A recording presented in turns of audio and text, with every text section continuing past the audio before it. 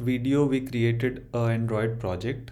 If you didn't follow along, I'll suggest that you watch the video and create the project along with me.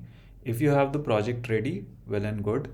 The link to the last video will be in the description, so feel free to check that out.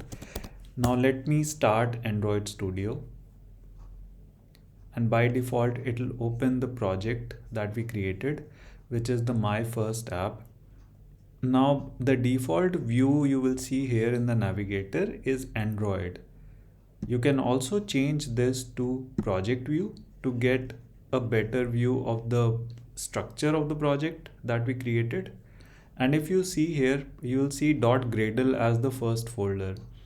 Now Gradle is the build system that is being used here. It's like it's a tool which helps you to build and deploy your apps. Like it'll do all the transformations, bundle everything together, and then help you deploy the app, right? You don't need to know much about Gradle, I'll say. Feel free to read about it if you want to, but creating Android projects and working with those don't require much of Gradle knowledge. So without spending much time on Gradle, let's go through the other key files that we have. So if you open the app folder, you will see you have lib folder. Now this will practically store the dependencies that you will have in the project. Your source folder will typically have your Kotlin files. You may be wondering why Java is the name by default. That's because earlier Android projects used to have, they were mostly built using Java files. So that's where the default name comes from, and it may change maybe in the future. For now, your Kotlin files will reside within this folder and like this main activity file. Okay, and then you have your manifest file. This file is having the meta information about the project, like the project name, you can see here, right? And if you want, you can change the label, you can change the default icon, and this has the meta information related to your project. Activity we already discussed in the last video. This takes care of the behavior, like when you interact with the app, then activity file comes into picture, or rather activity class comes into picture. So it handles the behaviors.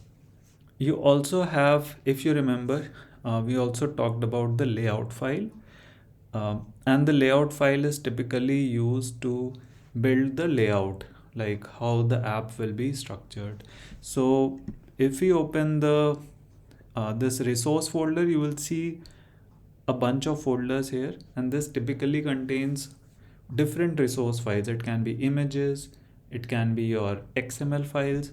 So if you open layout, you will see your activity main layout file. Now if you are observing, then you will see that the editor look and feel has changed.